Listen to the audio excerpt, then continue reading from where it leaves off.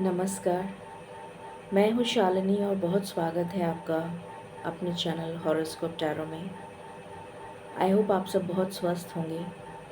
ईश्वर की कृपा इसी तरह आप पर हमेशा बनी रहे, इसी कामना के साथ आज मैं आपके समक्ष उपस्थित हुई हूँ। पता नहीं क्यों मुझे आज पहली बार ऐसा चैनल हुआ कि मुझे आपसे बात करनी चाहिए। ऐसा कभी पहले हुआ नहीं, बट मुझे गाइडेंस आई कि मुझे आपसे बात करनी है सबसे। सो आज का जो टॉपिक है वो एक्चुअली ना तो मुझे पता है और ना ही मेरे पास में कोई स्क्रिप्ट है जिसको देखकर मैं बोल रही हूँ। ऐसा कुछ भी नहीं है। I am just sitting with folded hands and मालिक जो चाहते हैं वो मैं एज अ मीडियम कन्वे करूँगी। जो भी मालिक मुझसे बुलवाना चाहते हैं, मतलब वो कहना चाहते हैं मेरे थ्रू आपको, तो वो मैं चैनल कर रही हूँ। So it is just a channelled message जो मैं भी नहीं जानती कि क्या होने वाला है। All together a new experience for me. So सबसे पहले शुरुआत करते हैं विद मेडिटेशन एंड उसके बाद में हम बात शुरू करेंगे। Okay, so this is not a reading, this is just you can say a channeled message from the universe to you. okay, so इसको ध्यान में रखते हुए हम सब मिलकर मेडिटेट करते हैं और जब हम साथ में प्रेयर्स करते हैं तो उसकी इंटेंसिटी बहुत बढ़ जाती है। तो इसीलिए साथ में प्रेयर करना बहुत अच्छा माना जाता है। तो चलिए मिलकर हम ईश्वर से पूछते हैं कि वो एक्चुअली में आपको क्या बताना चाहते हैं मेरे माध्यम से। Angels, my ancestors, my spirit guides, my guardian angels, my archangels, the divine, the universe and the supreme father, please bless me to give the correct reading. Please bless me to channel the messages that you wish to pass on to my viewers through me. Please help me to raise my intuition and connect me with you so that I can decode the messages that you wish to deliver to my viewers. I ask and pray all this in your lotus feet. Thank you, thank you, thank you. Alright. So वैसे तो मैं बहुत छोटी हूँ ये सब कुछ बताने के लिए या ये सब कुछ कहने के लिए, बट जो भी मुझे कहा जा रहा है कि मुझे बोलना है उसको मैं बोल रही हूँ। तो प्लीज़ आप ऐसा मत समझिएगा कि मैं बहुत ज़्यादा ज्ञानी हूँ। मैं आप लोगों में से ही एक हूँ और एक स्पिरिचुअल जर्नी का पार्ट हूँ और इसलिए मुझे कुछ मैसेजेस मिल जाते हैं इंट्यूटिवली, जिसको मैं चैनल कर लेती हूँ और गाइडेंस आपको प्रोवाइड करती हूँ, चाहे वो लाइव सेशन में हो या रीडिंग्स के ज़रिए हो। But I am a normal human being just like you. ज़्यादा भक्ति, ज़्यादा ध्यान, कंसंट्रेशन मुझसे भी नहीं हो पाता है, बट मैं पूरी कोशिश करती हूँ कि मैं ऐसा कर सकूँ, but it will take a long time. Spirituality इतनी आसान नहीं है। अगर हर कोई ईश्वर तक इतनी आसानी से पहुंच जाता तो बात ही कुछ और होती। पर ईश्वर की साधना जो है बहुत डिफ़िकल्ट है। सो वी आर ऑल, मुझे ऐसा लगता है कि हॉरोस्कोप टैरो की जो फैमिली है हमारी, इसमें जितने भी लोग हमसे जुड़े हुए हैं, हम एक दूसरे से जुड़े हुए हैं, वो एक स्पिरिचुअल जर्नी का पार्ट है, मुझे ऐसा लगता है। और उसी की वजह से, बिकॉज़ दुनिया में अगर हम वर्ल्ड की बात करें तो वर्ल्ड में बिलियंस एंड ट्रिलियंस ऑफ लोग हैं, बट हर कोई स्पिरिचुअलिटी से या ऑकल्ट साइंसेस से जुड़ा हुआ नहीं है। कुछ तो ऐसे भी लोग हैं जो बिल्कुल मानते भी नहीं हैं इसको, ऑकल्ट साइंस या ईश्वर को, और कुछ ऐसे लोग हैं जो मानते हैं just for the sake of doing it, वो कर लेते हैं पूजा। कुछ ऐसे लोग हैं जो बहुत खुश हैं और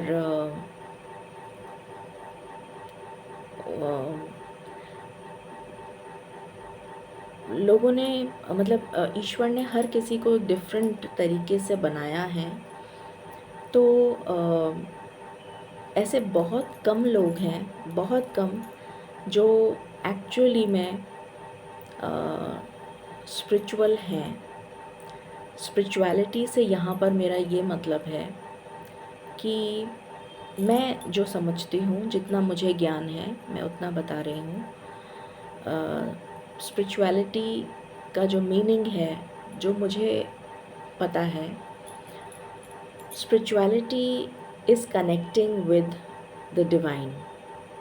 जो भी हमारे आराध्य हैं, जो भी हमारे गुरु हैं, जो भी हमारे ईश्वर हैं, जिनको भी हम मानते हैं, जिनकी हम प्रार्थना करते हैं, जिनकी हम पूजा करते हैं, जिनकी स्तुति करते हैं, वो हमारे उनको हम किसी भी नाम से पुकार सकते हैं। तो उनके साथ कनेक्ट होना is spirituality according to me, ऐसा मुझे लगता है। उससे कोई मतलब नहीं है कि हम मंदिर में जा रहे हैं, कि हम गुरुद्वारे जा रहे हैं, कि हम ये टेंपल में जा रहे हैं, कि हम मस्जिद में जा रहे हैं, हम चर्च में जा रहे हैं या कहीं और जा रहे हैं। इससे कोई मतलब नहीं है। हमारे अंदर जो सोल है, हमारी जो आत्मा है, वो ही ईश्वर है। जैसे ही हमारी बॉडी से सोल निकलती है, वैसे ही वो सोल जाकर ऊपर चली जाती है और उस रेल्म तक चली जाती है। हमारे कर्मों के हिसाब से उस रेल्म पर चली जाती है जहाँ उसे पहुँचना होता है। डिपेंड करता है कि हमने किस तरीके के कर्म किए हैं। अगर हमने बहुत अच्छे कर्म किए होते हैं, बहुत सत्कर्म किए होते हैं, तो हमारी सोल जो है वो बहुत ऊंचे लोक तक चली जाती है, और वरना जो नीचे के लोग हैं वहाँ चली जाती है। तो डिपेंड करता है हमारे कर्मों पर। सो यहाँ पर जो हॉरोस्कोप टैरो फैमिली हमारी बनी है, इसका ओरिजिन कैसे हुआ ये मैं कुछ थोड़ा सा बताना चाहूँगी। एक्चुअली मैंने कभी सोचा नहीं था अपनी ज़िंदगी में कि मेरा सोल पर्पस क्या है, ये मुझे पता नहीं था। टू बी वेरी ऑनेस्ट, मुझे बिल्कुल नहीं पता था कि मेरा सोल पर्पस क्या है।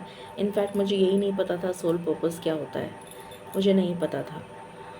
ये मुझे पता चला है 2018 में, because of a major breakthrough या a major tower moment which came into my life. उसके बाद मेरी स्पिरिचुअल अवेकनिंग स्टार्ट हुई।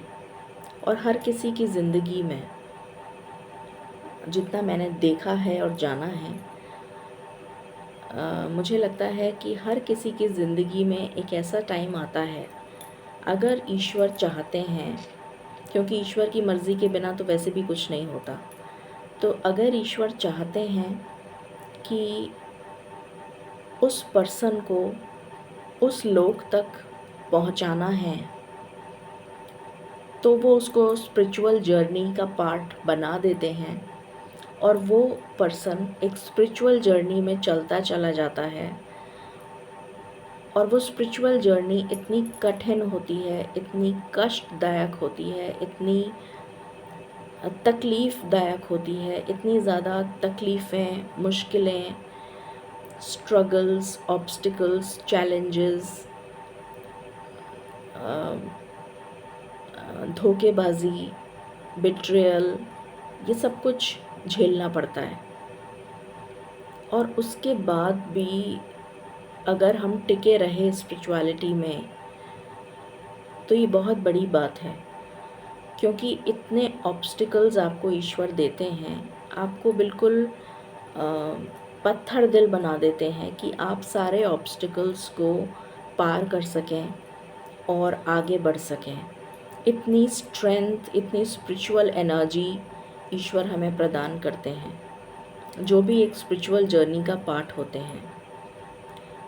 तो जो भी लोग मेरे से जुड़े हुए हैं, मतलब इस चैनल से जुड़े हुए हैं, तो वो सब एक स्पिरिचुअल जर्नी का पार्ट हैं। सबसे पहली चीज़ तो मैं ये बताना चाहती हूँ। और स्पिरिचुअल जर्नी, जैसा मैंने बताया, बहुत कठिन होती है, बहुत ज़्यादा तकलीफ़दायक होती है। इतनी कठिन, इतनी तकलीफ़ जिसको हम सहन नहीं कर सकते।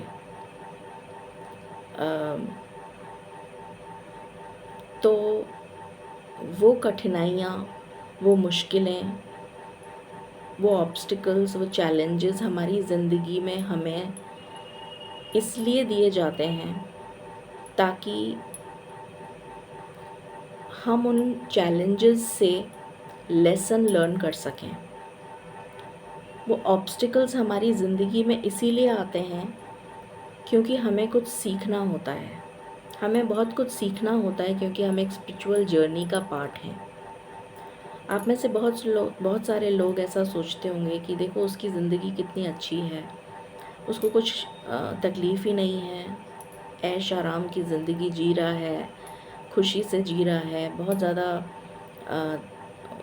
हैप्पी लाइफ है उसकी, पैसा खूब है, अच्छी नौकरी है, घर बार अच्छा है, बैठे बिठाए बिजनेस कर रहा है, पुश्तैनी जायदाद मिली हुई है, घराना अच्छा मिल गया, शादी अच्छी जगह हो गई, बाल बच्चे हो गए, एक अच्छी लाइफ जी रहा है, सुकून है ज़िंदगी में। तो हमें ये समझने की ज़रूरत है कि वो एक स्पिरिचुअल जर्नी का पार्ट नहीं है। दैट मीन्स कि उस पर्सन की लाइफ में तो अभी स्पिरिचुअलिटी एंटर भी नहीं करी, उस पर्सन की लाइफ में स्पिरिचुअलिटी घुसी भी नहीं है, तो वो तो हमसे बहुत पीछे हैं। वो जो लाइन लगी हुई है, जिस लैडर को क्लाइम करके हमें ईश्वर तक जाना है, उसमें वो सबसे पीछे खड़ा है, क्योंकि उसको सारी मटेरियलिस्टिक चीज़ें दी जाएंगी, दुनिया का ऐशो आराम उसको दिया जाएगा ताकि वो ईश्वर को भूल जाए।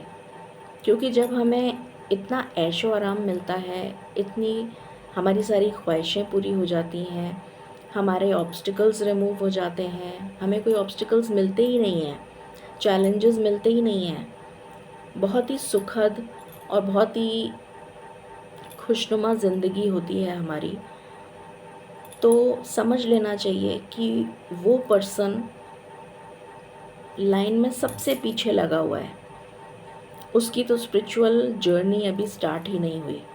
हो सकता है कि इस लाइफ में स्टार्ट ना हो सकता है अगली लाइफ में हो सकता है अगली लाइफ में भी ना हो, उससे भी अगली लाइफ में हो। सो वो तो बहुत ही पीछे लगा है हमसे, हम बहुत आगे हैं, उस पर्सन से हम बहुत आगे हैं। So we should feel blessed. हमें बहुत ब्लेस्ड फील करना चाहिए कि हम अपनी स्पिरिचुअल जर्नी का हिस्सा बन चुके हैं, हम उस लैडर को क्लाइम करने की सीढ़ियों पे चल रहे हैं। अब कौन सी सीढ़ी पर हैं ये तो हमें नहीं पता, हर किसी की जर्नी डिफरेंट है, तो हर एक के पास्ट कर्मास डिफरेंट हैं, हर एक के प्रेजेंट कर्मास डिफरेंट हैं। तो सबका लेखा जोखा रखा जाता है, उसी हिसाब से आपको वो लोक मिलता है, वो धाम मिलता है जहाँ पर आपको पहुँचना होता है। ये सब ऑलरेडी डेस्टाइंड होता है, सब कुछ डिसाइडेड होता है। और हमारी लाइफ में प्लीज़ आप ऐसा मत समझिएगा कि मैं बहुत ज़्यादा ज्ञान बांट रही हूँ। जितनी मुझे थोड़ी बहुत नॉलेज है स्पिरिचुअलिटी की, बस मैं वही बताने की कोशिश कर रही हूँ। और ये मेरी पहली एक छोटी सी कोशिश है। अगर आपको अच्छा लगे तो कमेंट करके बताइएगा, और अच्छा ना लगे तो आप मुझे करेक्ट भी कर सकते हैं, क्योंकि मैं आप सबसे बहुत छोटी हूँ। हो सकता है मैं कुछ गलत बोल दूँ, तो आप प्लीज़ मुझे बता सकते हैं कि ऐसा नहीं है, तो आई विल ऑनर दैट। तो जितना मुझे ज्ञान है मैं सिर्फ उतना ही बता रही हूँ, और मैं कोई यहाँ पर स्पीच लेकर नहीं बैठी हूँ। मेरे दिमाग में जो आता जा रहा है मैं वो बोलती जा रही हूँ, या शायद ईश्वर बुलवा रहे हैं मुझसे, मैं वो बोल रही हूँ। That is all I can say. मैं थोड़ा सा पानी पी लेती हूँ, just a moment. All right, so मैं आपको बता रही थी कि हर जने की स्पिरिचुअल जर्नी ऑलरेडी डिसाइडेड है। किस जने को स्पिरिचुअल जर्नी में डालना है, किसके कर्म कैसे हैं, उस हिसाब से डिसाइड होता है कि ये स्पिरिचुअल जर्नी का हिस्सा बनेगा या बनेगी, या अभी इस जन्म में नहीं अगले जन्म में बनेगा या बनेगी। तो फिर उस पर्सन को दूर करने के लिए ईश्वर से सारी खुशियाँ दी जाती हैं, ताकि वो ईश्वर को भूल जाए। ऐसा इसलिए होता है। और जिस पर्सन को कठिनाइयाँ आती हैं, तकलीफ़ें आती हैं, समझ जाना चाहिए कि हम एक स्पिरिचुअल जर्नी का पार्ट हैं। हमने वो सीढ़ी चढ़ना शुरू कर दिया है। ईश्वर तक पहुंचने की जो सीढ़ी है उस पे हम चढ़ गए हैं। और जितने भी लोग हमारे पेरेंट्स हों, हमारे सिबलिंग्स हों, हमारे रिलेटिव्स हों, हमारे फ्रेंड्स हों, हमारे पार्टनर हों, हमारे कोई भी और दादा दादी वटेवर, जो भी हमारे मतलब क्लोज़ फैमिली हो गई आपकी, आपके नियर एंड डियर वंस हो गए, आपके रिलेटिव्स हो गए, आपके फ्रेंड्स हो गए, आपका पार्टनर हो गया, उसकी फैमिली हो गई। तो ये सारे लोग ऑलरेडी प्री डेस्टाइंड होते हैं, जिनके साथ हमारा कर्मा पिछले जन्म का बाकी रह गया। फॉर एग्ज़ाम्पल, सपोजिंग मेरी मदर पिछले जन्म में, मैं अपनी एग्ज़ाम्पल दे रही हूँ, मेरी मदर हो सकता है पिछले जन्म में उन्होंने मेरे लिए हो सकता है वो मेरी बड़ी बहन रही हों या मेरी माँ ही रही हों, हो सकता है। कुछ भी हो सकता है कि मेरी बड़ी बहन रही हों, मेरी माँ रही हों, या मेरे फादर बन के आई हों मेरी ज़िंदगी में, या कोई और रिलेशन से आई हों, जिन्होंने मेरी बहुत मदद करी हर तरह से, एक बच्चे की तरह मुझे पाल पोस के बड़ा किया। ये भी पॉसिबल है कि हो सकता है मेरी मदर की उस टाइम पिछले जन्म में मेरी मदर ना रही हों, वो मेरी मौसी हों, ये भी पॉसिबल है। तो उन्होंने मेरी बहुत देखभाल करी, मेरी बहुत ज़्यादा सेवा करी, और बहुत ज़्यादा मुझे एक बच्चे की तरह रखा। और मैं पली बड़ी हो गई, और उसके बाद में तब मेरी स्पिरिचुअल जर्नी स्टार्ट नहीं हुई। उसके बाद मैं इस दुनिया से चली गई, वो भी चली गई, मैं भी चली गई। अब कर्मा चढ़ गया मेरे ऊपर। क्या कर्मा चढ़ गया? कर्मा ये चढ़ गया, जो कुछ उन्होंने मेरे लिए किया वो मुझे उन्हें वापस लौटाना है। ओके, तभी वो बैलेंस होगा। वो बैलेंस कब बनेगा? जब मैं वो सब कुछ उनको लौटा दूँगी जो उन्होंने मेरे लिए किया, तो इक्वेशन बैलेंस हो जाएगी। अगर कोई केमिस्ट्री का पर्सन यहाँ पर है तो वो समझ सकता है कि इक्वेशन को बैलेंस कैसे करते हैं। तो नहीं भी हैं तो भी हम समझ सकते हैं इस चीज़ को। तो इक्वेशन को बैलेंस करना पड़ता है। उसी तरीके से अब क्योंकि वो मेरे ऊपर कर्मा चढ़ गया, ठीक है, तो वो कर्मा कैसे उतरेगा? वो कर्मा ऐसे उतरेगा कि वो इस जन्म में फिर मेरे साथ जुड़ेंगी। हो सकता है मेरी माँ के रूप में जुड़ें, हो सकता है किसी और रूप में जुड़ें। फॉर एग्ज़ाम्पल इस जन्म में वो मेरी माँ के रूप में जुड़ें, ठीक है।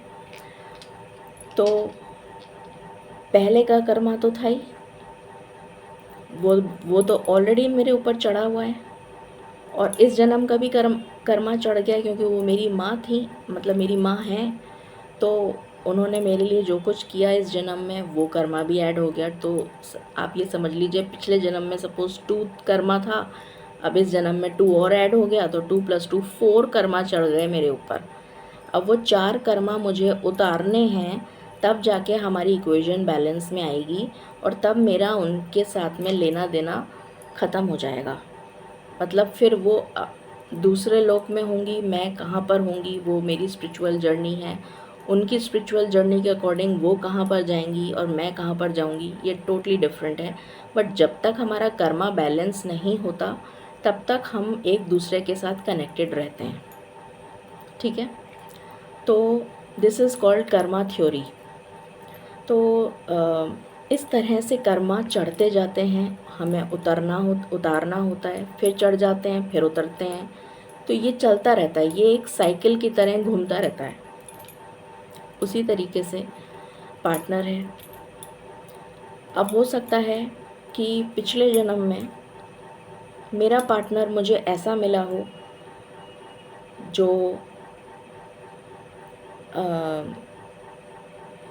जिसके साथ, फॉर एग्ज़ाम्पल, मैं सिर्फ एग्ज़ाम्पल बता रही हूँ, हो सकता है मुझे कोई ऐसा पार्टनर मिला हो जिसने मेरे साथ बहुत अच्छा किया हो, बहुत अच्छी तरह मुझे रखा हो, पर मैंने उसके साथ अच्छा नहीं किया हो सकता है मैं मेल थी पहले, पिछले जन्म में हो सकता है मैं मेल थी, वो पर्सन फीमेल था, ये पॉसिबिलिटी है, और उसने मेरे साथ बहुत अच्छा किया पर मैंने उसके साथ अच्छा नहीं किया। या ये भी हो सकता है कि वो मेल ही था, मैं फ़ीमेल थी, उसने मेरे साथ बहुत अच्छा किया पर मैंने उसके साथ अच्छा नहीं किया,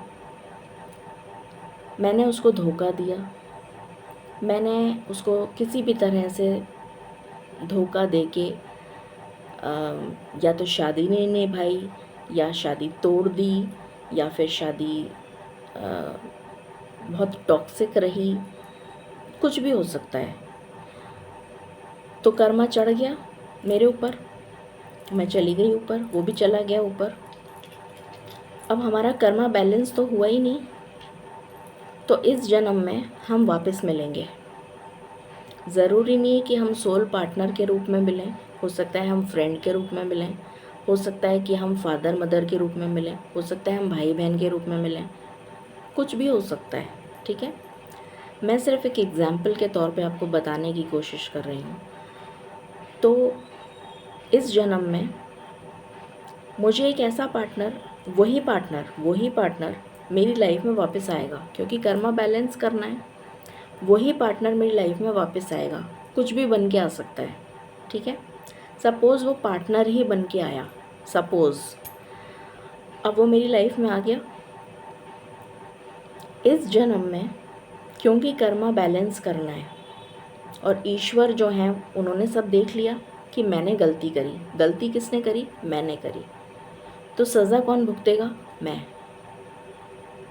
तो मेरे साथ वो पर्सन अन्याय करेगा, मेरे साथ वो पर्सन चीटिंग करेगा, मेरे साथ वो पर्सन मुझे एक टॉक्सिक रिलेशनशिप में रखेगा जिसमें मेरा दम घुट जाए, जैसे मैंने उसको पिछले जन्म में रखा था, कि उसका दम घुट गया, उसको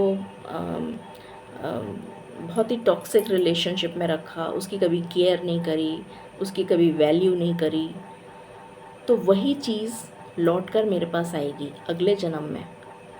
कुछ लोगों के लिए उसी जन्म में आ जाती है अगर वो स्पिरिचुअल जर्नी का पार्ट हैं तो, और अगर वो स्पिरिचुअल जर्नी का पार्ट नहीं है तो अगले जन्म में। तो मैंने फिर जन्म लिया और वो पर्सन मेरी लाइफ में वापस आया एज अ पार्टनर, और वो पर्सन मुझे उतना ही टॉर्चर करेगा जितना मैंने उसको टॉर्चर करा। और मैं सोचूंगी मैंने तो इसके साथ कुछ करा नहीं, मैं तो इसके साथ बहुत अच्छी हूँ, पता नहीं ये मेरे साथ ऐसा क्यों बिहेव कर रहा है, ये मेरे साथ ऐसे ऐसे क्यों बात करता है, मेरी सब जगह मुझे जलील करता है, मुझे टॉर्चर करता है, मुझे वैल्यू नहीं देता, मुझे अपनी बीवी की तरह नहीं समझता। बट मैं ये नहीं समझ पा रही हूँ कि वो ऐसा क्यों कर रहा है, क्योंकि मुझे नहीं पता, मुझे मेरी पास्ट लाइफ नहीं पता, आई डोंट नो। तो ये सब जानने के लिए अगर वो सब टॉर्चर होगा मेरे साथ, सब कुछ होगा, सब सारी तकलीफ़ें मेरे को दी जाएंगी, और मैं सोच में पड़ जाऊंगी कि आखिर हुआ ये क्यों हो रहा है मेरे साथ, वाई दिस इज़ हैपनिंग। या तो मैं उसको छोड़ दूंगी जैसे कि उसने मुझे छोड़ा पिछले जन्म में, या पिछले जन्म में मैंने उसको छोड़ा, या तो वो पर्सन मुझे छोड़ देगा, या फिर ये चलता रहेगा जब तक कि कर्मा बैलेंस नहीं हो जाता। ठीक है, तो इस तरीके से ये कहानी चक्रव्यूह जो है, ये life and cycle of life and death, life and death, life and death चलता रहता है। 84 लाख योनियाँ मिलने के बाद एक ह्यूमन इंसान का जन्म मिलता है। 84 लाख योनियाँ जीने के बाद एक ह्यूमन फॉर्म मिलता है। इसलिए कहा जाता है कि बहुत मुश्किल से, बहुत बड़भागी हैं वो लोग जिनको ह्यूमन लाइफ मिली है। तो उस ह्यूमन लाइफ को जितना जल्दी हो सके हम संवार लें, हम निखार लें, हम अपनी ज़िंदगी में पॉजिटिव कर्म करके अपनी लाइफ के जो पिछले बुरे कर्म हैं उसको काट लें, उसको ख़त्म कर दें। उस कार्मिक बैलेंस, जो भी हमारा कार्मिक अकाउंट चल रहा है उसको बैलेंस कर दें, जिससे कि कम से कम इस चक्रव्यूह से बाहर आ जाएं और जहां हमें पहुंचना है, जिस लोक में हमें जाना है, हम वहां चले जाएं। वरना हम यही घूमते रहेंगे। और हो सकता है कि अगर कोई किसी को ह्यूमन लाइफ मिली हो और उसने कदर नहीं करी इस ह्यूमन लाइफ की, तो ये भी पॉसिबल है कि उसको ह्यूमन लाइफ नेक्स्ट जन्म में ना मिले। हो सकता है कि वो वापस से वही 84 लाख योनियाँ जीना शुरू कर दे, और फिर जाके उसको 84 लाख योनियों के बाद में फिर उसको ह्यूमन फॉर्म मिले। डिपेंड करता है कि उसके कर्म कैसे हैं, उस पर डिपेंड करता है।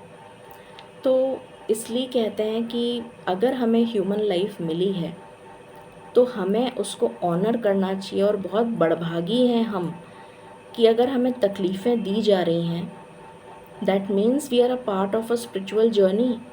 हम एक स्पिरिचुअल जर्नी का पार्ट हैं, और हमसे बहुत पीछे हैं वो लोग जो बहुत खुश हैं, बहुत ज़्यादा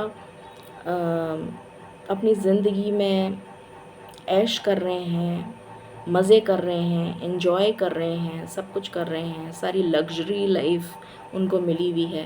वो तो बहुत पीछे लाइन में लगे हुए हैं, उनको पता नहीं कितने जन्म लेने पड़ेंगे तब जाके वो स्पिरिचुअल जर्नी का हिस्सा बनेंगे। ये है। तो this is all about spirituality. तो जब आप लोग मुझसे जब लाइव सेशंस में पूछा करते हैं कि मैम हमारे साथ ऐसा क्यों हो रहा है, मेरी फाइनेंशियल कंडीशन ठीक नहीं है, मेरा पार्टनर मुझे टॉर्चर करता है, मेरे को ऐसे लोग मिले हैं, मुझे धोखा ही धोखा मिल रहा है, दैट मीन्स कि आपने पिछले जन्म में जिनसे आपको धोखा मिल रहा है उनके साथ आपने धोखा किया था, इसलिए उसका कर्मा आपको इस जन्म में भुगतना पड़ रहा है। तो आप इस बात को समझिए और उसका करेक्शन करिए, उसको रेक्टिफाई करिए, ईश्वर से माफ़ी मांगिए कि मेरे से गलती हो गई, मैंने पिछले जन्म में, हो सकता है कि मेरे से गलती हो गई और मैंने पिछले जन्म में उस पर्सन के साथ नाइंसाफ़ी करी, उस पर्सन के साथ बदसलूकी करी, उस पर्सन के साथ कुछ भी गलत करा जिसकी वजह से इस जन्म में मुझे भुगतना पड़ रहा है। मुझे क्षमा करिए, मुझे माफ़ करिए और मेरा कर्म जो है उसको ख़त्म कर दीजिए। जो मेरे बुरे कर्म हैं उसको ख़त्म कर दीजिए, उसको काट दीजिए, उसको ख़त्म कर दीजिए। इस बात की माफ़ी मांगिए ईश्वर से।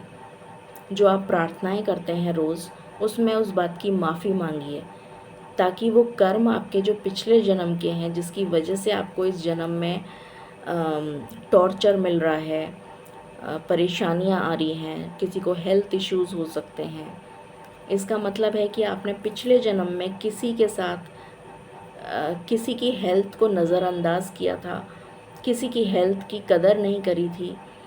कोई ऐसा पर्सन जिसकी हेल्थ की कदर नहीं करी थी, उसका कर्ज आपको लग गया और वही बीमारियां आपको हो रही हैं इस जन्म में।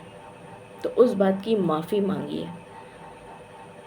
ये पूरी कर्मा थ्योरी है, बहुत छोटी सी चीज़ है, पर उसको समझ नहीं पाते दुनिया वाले क्योंकि वो स्पिरिचुअल जर्नी का पार्ट नहीं है। बट हम जैसे लोग बहुत बड़भागी हैं, बहुत ज़्यादा अपने आप को हमें ब्लेस्ड फील करना चाहिए कि हम उस जर्नी का पार्ट हैं। हमें वो तकलीफ़ें दी जा रही हैं जिससे कि हम अपनी ज़िंदगी में सुधार कर सकें।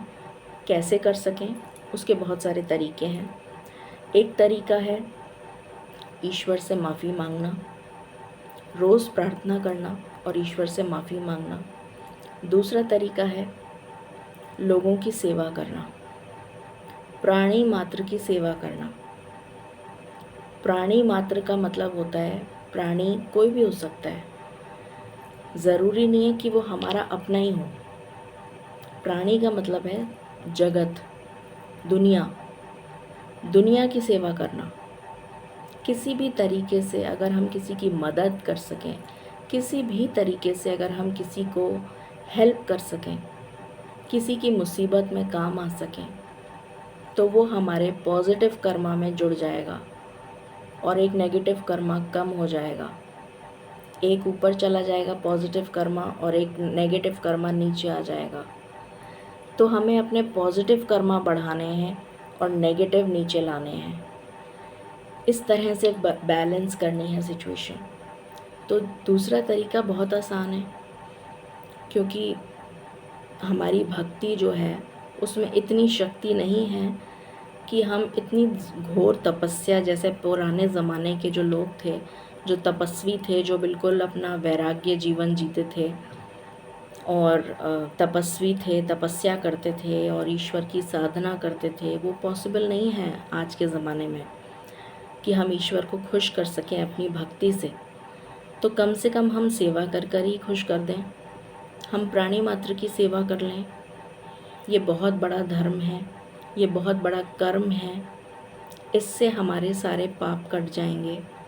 तो हमें कोशिश करनी चाहिए कि हम किसी की भी, चाहे वो जानवर हो, चाहे वो पक्षी हो, चाहे वो कोई इंसान हो, चाहे वो कोई भी हो, आपके घर का हो, बाहर वाला हो, कोई भी हो, अगर हम उसकी सेवा कर सकें तो हमारे लिए बहुत अच्छा होगा। ये बहुत अच्छी बात है और सेवा सबसे आसान तरीका है ईश्वर तक पहुंचने का, क्योंकि अगर हम सेवा करते हैं तो ईश्वर बहुत खुश होते हैं। अगर हमने, क्योंकि सब ईश्वर के बच्चे हैं, तो ईश्वर बहुत खुश होते हैं कि हमने अगर किसी की सेवा करी, किसी की हेल्प करी, किसी की मदद करी, तो ईश्वर खुश होते हैं और बहुत खुश होते हैं कि इसने इतना सोचा, इसने किसी और के बारे में इतना सोचा और उसकी मदद करी, उसको मुसीबत से बचाया, उसको तकलीफ़ से बचाया, उसकी किसी भी तरह से हेल्प करी। तो हमारे पॉजिटिव कर्मा बढ़ते जाते हैं, नेगेटिव कम होते जाते हैं। ईश्वर खुद ब खुद उनको कम कर देते हैं। तो कम से कम हम भक्ति नहीं कर सकते तो हम सेवा ही कर लें। तो प्राणी मात्र की सेवा करना सबसे आसान तरीका है ईश्वर तक पहुंचने का, ऐसा मुझे लगता है। और ऐसा मेरे जो हमारे गुरुजी हैं जिनको मैं मानती हूँ, उनसे मैंने उपदेश लिया हुआ है, मैंने नाम लिया हुआ है। तो हमें यही सिखाया गया है कि सेवा से बड़ा कोई कर्म नहीं है, सेवा से बड़ा कोई धर्म नहीं है, सेवा से बड़ी कोई पूजा नहीं है। अगर आप सेवा करते हैं तो आपके कर्म कट जाते हैं। तो जितना हो सके, जो हो सके, अपनी कैपेसिटी के अनुसार आप लोगों की सेवा करें। लोगों की करें, पशुओं की करें, पक्षियों की करें, जानवरों की करें, किसी की भी करें, किसी की भी। प्राणी मात्र में सब आता है, पेड़ आते हैं, पौधे आते हैं, सब कुछ आता है। अगर हम किसी की सेवा कर सकें तो हम अपने आप को, और हमें गुरूर नहीं करना। अगर हमने गुरूर करा तो फिर वो सेवा नहीं है। निस्वार्थ भाव से सेवा तो मानी जाएगी। अगर हमारा स्वार्थ उसमें छिपा है, हमने बढ़ चढ़ के बोलना शुरू करा, अरे मैंने इसकी ये सेवा करी, अरे मैंने वो किया, अरे मैंने यहाँ दान दे दिया, मैंने वहाँ पर जाके इतना दान कर दिया, मैंने ये करा, मैंने वो करा, तो फिर वो सेवा नहीं है। वो सेवा नहीं है। ईश्वर उसको सेवा नहीं मानते, क्योंकि आपका स्वार्थ है उसमें। आप किसी मकसद से सेवा कर रहे हैं। आप ये सोच के सेवा करिए कि मुझे तो सिर्फ मेरे प्रभु को खुश करना है, मेरे ईश्वर को खुश करना है, बस। ये मत सोचिए कि मुझे उसका बखान करना है, मुझे दुनिया को बताना है, मैं इतना पैसा डोनेट करता हूँ, मैं ये करता हूँ, मैं ब्लड डोनेट करता हूँ, मैंने इतनी चैरिटी करी, मैंने ये करा, मैंने वो करा। फिर वो सेवा नहीं है। आपको निस्वार्थ भाव से सेवा करनी है। ये मैसेज है जो ईश्वर आपको देना चाहते हैं। मैं सिर्फ एक माध्यम हूँ जो बोल रही हूँ। जो बुलवाया जा रहा है वो सिर्फ ईश्वर के द्वारा बुलवाया जा रहा है। तो ये एक सार है जिसने समझ लिया वो तर गया। तर गया मतलब इस चक्रव्यूह से बाहर निकल गया। उसे कहते हैं तारना। उसको कहते हैं कि वो इस चक्रव्यूह से बाहर निकल गया। तो ये छोटा सा सार है, इसको समझ लीजिए। आपकी ज़िंदगी बहुत सुखद हो जाएगी, बहुत अच्छी हो जाएगी। सेवा करिए, निस्वार्थ भाव से सेवा करिए, लोगों की मदद करिए, भक्ति भी करिए। मैं ये नहीं कह रही हूँ कि भक्ति छोड़ दीजिए, कि बिल्कुल आप भक्ति ना करें, पर जो भी आपसे बन पड़े वो करिए। तो आई थिंक मैंने बहुत लंबा काफ़ी कुछ बोल दिया। प्लीज़ अगर आपको कुछ बुरा लगा हो तो मैं माफ़ी चाहूँगी। मुझे थोड़ी बहुत समझ है, ज़्यादा नहीं है, थोड़ी सी ही समझ है। जितना ज्ञान अभी तक प्राप्त कर पाई हूँ ईश्वर से, उसके अकॉर्डिंग मैंने जो मुझसे ईश्वर बुलवाना चाहते थे वो मैंने बोला है। तो मैं क्षमा प्रार्थी हूँ अगर किसी को मेरी बातों से किसी को ठेस पहुँची हो, किसी को बुरा लगा हो, तो उसके लिए मैं बहुत क्षमा प्रार्थी हूँ। और बस ये चैनल्ड मैसेज था जो मुझे ऐसा लगा कि मुझे आज देना है। तो इसी के साथ मैं समाप्त करती हूँ आज की रीडिंग। प्लीज़ मुझे कमेंट सेक्शन में ज़रूर बताइएगा कि आपको कैसा लगा, और क्या आप ऐसा चाहते हैं कि इस तरीके के मैसेजेस आपको मिलें। अगर आप ऐसा चाहते हैं तो डेफ़िनेटली मैं इस तरीके के चैनल मैसेजेस लेकर आऊँगी। जब भी मुझे गाइडेंस मिलेगी तब। अपनी मर्ज़ी से तो मैं कुछ करती नहीं हूँ। तो इसी के साथ मैं एंड करती हूँ। Stay blessed, stay happy and stay positive. Thank you.